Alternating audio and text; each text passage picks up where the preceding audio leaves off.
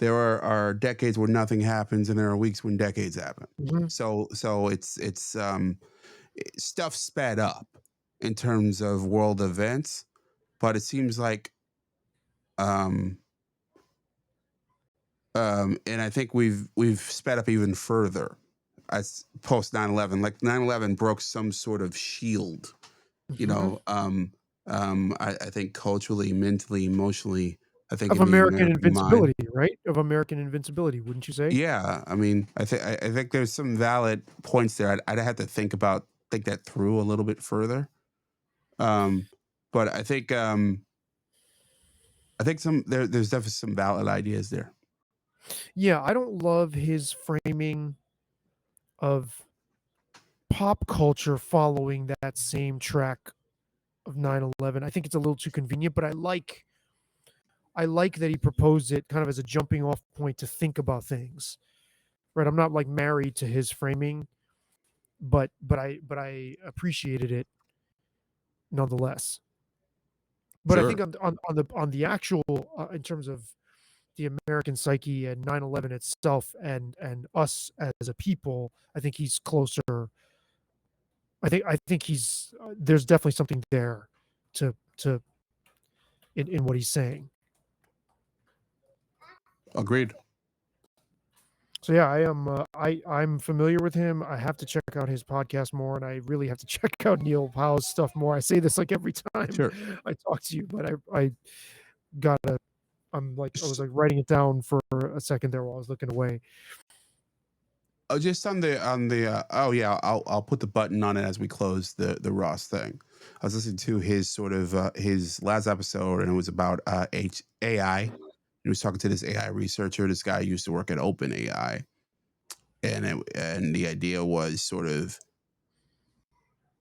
um, how basically the thought process was that we're not going to have any choice, like, but to sort of integrate this into every element of our economy. Just our lives. I think we're past the point Well, where lives, yeah. yes, and I think people will push away, but when it comes to like, if the idea is to this thing is going to quickly become so powerful. Some people believe, maybe it's not, but let's just assume they're right. That's what this guy from OpenAI was who worked at OpenAI was Yeah, saying. and Yeah. I mean, not just him, but there's a lot of people who believe this, including Elon Musk, including Sam Altman, and so many other people, Which is and amazing to including the me. Biden administration. It Um, which is so amazing to me that people still poo-poo this as if it's, "Oh, no, it's overblown."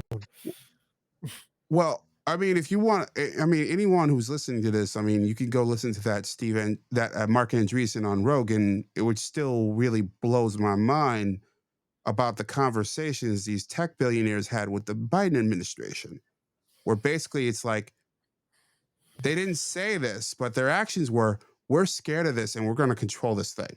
Like, we're going to shut this shit down because, like, I don't like that approach because it's not the kind of thing that you can do that with. Mhm. You know, it's like if you are competing, if you're running an ice cream shop and the people across the street is running an ice cream shop and you're like, oh, we're just gonna like not use milk and sugar. Mhm. And they're like, oh yeah, we're gonna use all the milk and sugar we want. Like, no, you're gonna lose. So you can't just say, hey, we're gonna shut down. We're not gonna innovate. We're fuck. This is and um so like there's a lot of people who believe this is coming. And when I listen to David Sachs, who's the AI czar for the Trump administration, is similar, that like these things are going to quickly become so powerful, and so that we're going to have to like integrate it into our not just our technology, not just our everyday life, but in terms of a military context. Um,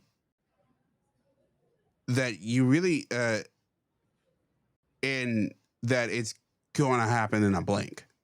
Hmm. that it is exponential already. Mhm. And and that the way we all think about all this stuff, it could be just moot.